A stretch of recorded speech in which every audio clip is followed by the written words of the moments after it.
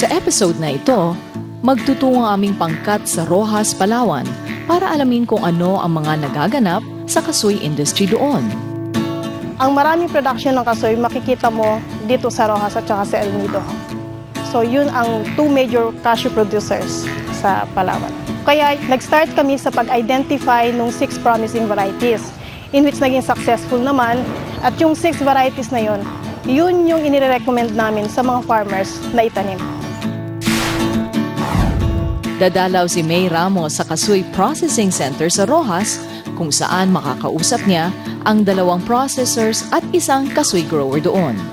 Tiyaga lamang ang ating kailangan. Kung walang tiyaga talagang ang ibig sabihin talang wala tayong medyo marating na kinabukasan. Nakatapos kami sa pamamagitan ng kasoy, gano'n. Pangalawa, lalo na sa mga employee namin.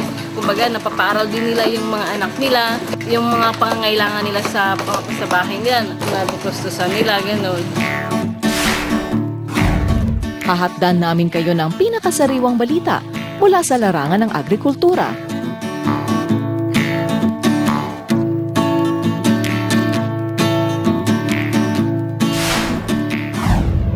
Mula dito sa Agribusiness Exports Showroom ng Department of Agriculture, ako po si Amelyn Veloso. Samahan niyo po kami dito lamang sa bagong maunlad na agrikultura. Masaganan, likas yaman, kabukiran, kabundukan, kagubatan.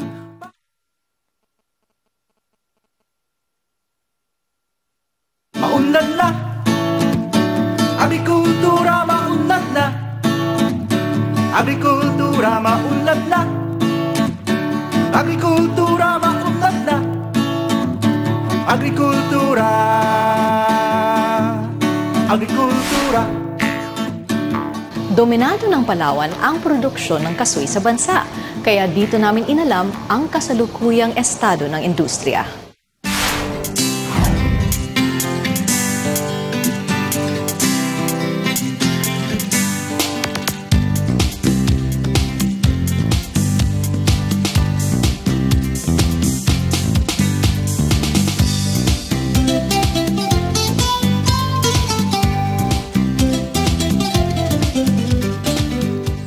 Malaki ang kinalaman ng klima sa Palawan sa magandang produksyon ng kasoy sa lalawigan.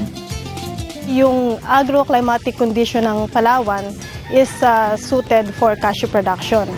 Actually, sa entire country, nasa Palawan yung 2,340,000 na matured bearing trees out of 2.6 million matured trees or bearing trees. Yung climate na maganda sa kasoy is yung distinct wet and dry. Ibig sabihin nun, meron tayong 6 months dry season at saka 6 months wet season. Ang maraming production ng kasoy makikita mo dito sa Roxas at saka sa El Nido. So yun ang 2 major cashew producers sa Palawan.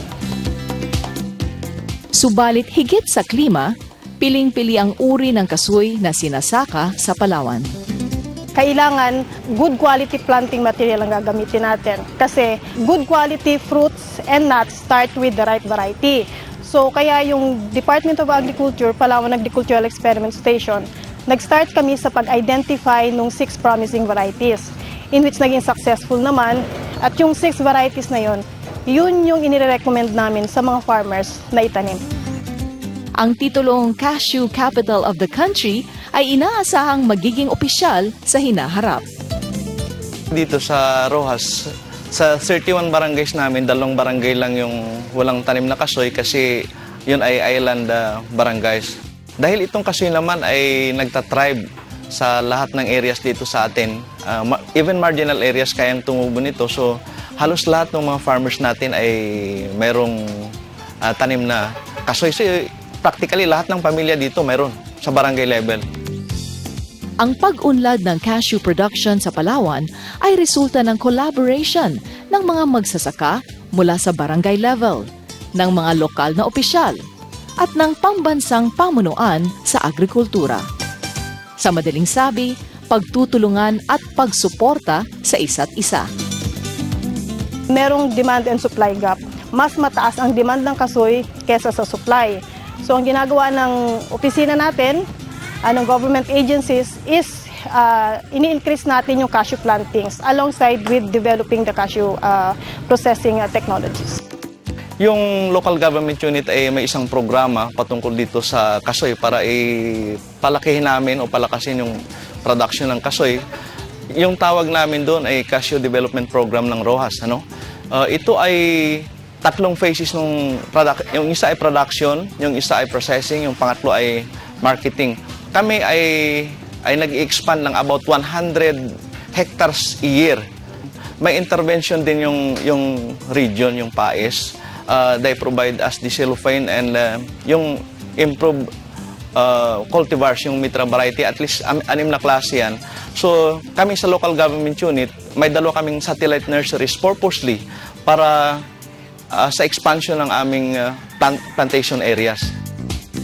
Kung dati, raw cashew nuts lamang ang ibinebenta ng mga magkakasoy ng Palawan, ngayon, pinag-iibayo na ang pagpoproseso ng kasoy. Kaya naman dumarami sa pamilihan ang makikitang roasted, candied, salted at whole cashew nuts, cashew wine at honey glazed cashew nuts. May mga processors na rin tayo sa iba't ibang barangay kasi yung local government unit ay nagpa-train nung mga RIC natin, yung kababaihan, purposely para nga to add value to the product. Nung dati kasi, ito ay pinagbibili lang namin as raw nuts. Yung DOST naman, ini-improve nila yung ginagamit natin na material sa pag-process. Katulad ng cashew decorticator. At saka yung DIPRE, tumutulong din sa atin yan. Bagamat nakakarating na sa iba't ibang lugar ang kasoy ng Palawan, maging sa ibayong dagat, halos ay nagsisimula pa lamang ang cashew processing ang Palawan. Ang mga kagamitan ay hindi pa gaanong high-tech, kaya't ilan sa mga hakbang sa processing ay mano-mano pa. May mga kailangan pang pagbutihin sa pagkakasoy, mula sa pagtatanim hanggang sa pagpoproseso upang makapasa sa mas maraming pamilihan. Kailangan mapag-aralan din yung cashew pest and diseases kasi yun ang isang problema sa pagkakasuya natin. And then kailangan din natin improve yung technical know-how ng mga magtatanim ng kasoy.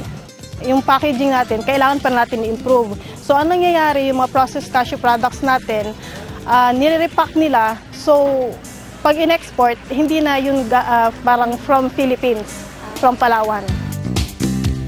Gayunman, puspusan ang pagpapalakas sa cashew industry ng lalawigan.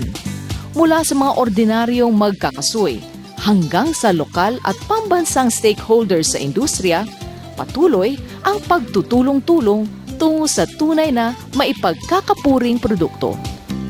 Malaking tulong itong ginagawa nyo sa amin kasi nga gusto naming mas malaki at mas malawak ang ating coverage ng aming produkto.